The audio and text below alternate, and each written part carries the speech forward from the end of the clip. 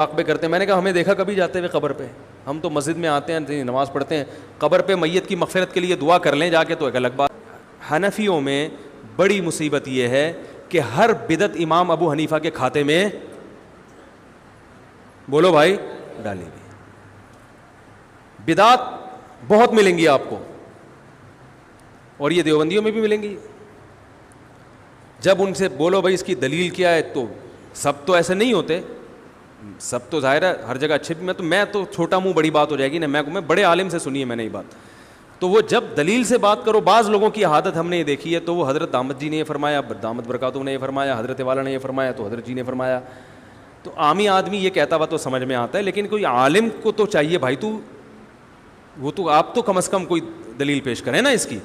تو بہت ساری بدعتیں رائج ہو چکی ہیں, لیکن پھر وہ فقہ حنفی کے کھاتے میں ڈال دیتے ہیں کہ ہم حنفی فقہ کو فالو کرتے ہیں اور فقہ حنفی میں ایسے ہے. فقہ حنفی میں حالانکہ وہ ایسا امام حنیفہ نے نہ ایسا کہا ہوتا ہے, نہ ان کی کوئی ایسی رائے ہوتی ہے, نہ ان کے شاگردوں نے, نہ مجتہدین سے کچھ منقول ہوتا ہے.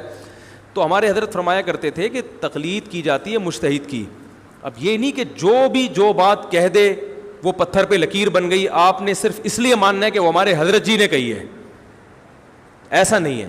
تو مقلدین میں بدعت کی بیماری زیادہ ہے, اور اہل حدیث اکثر بدعات سے بچے ہوئے ہوتے ہیں. اکثر میں نے دیکھا ہے کہ وہ بدعت سے دور ہوتے ہیں, ان میں بہرحال یہ خوبی ہے.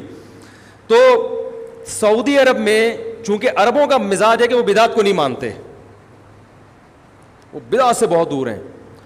تو اہل حدیث حضرات جو سعودی عرب میں اتنے زیادہ ہیں, وہ اس لیے نہیں کہ چاروں مذاہب کو نہیں مانتے.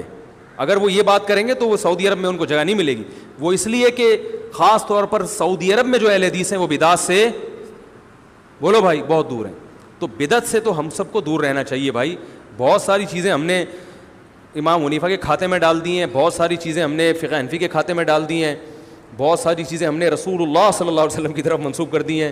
عرب اس کا بڑا خیال کرتے ہیں, حدیث صحیح ہونی چاہیے.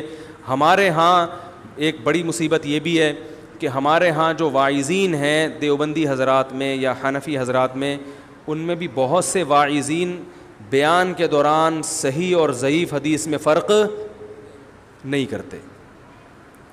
واقعات میں اس کا خیال نہیں کیا جاتا یہ مستند ہے بھی کہ نہیں ہے, اس کا سے بھی بڑا امیج دنیا میں خراب جاتا ہے. تو جبکہ اہل حدیث حضرات اس کا اہتمام جو جہاں تک مجھے معلومات ہے وہ کرتے ہیں, تو کہ وہ حدیث کی بہرحال کوشش کرتے ہیں کہ صحیح ہو.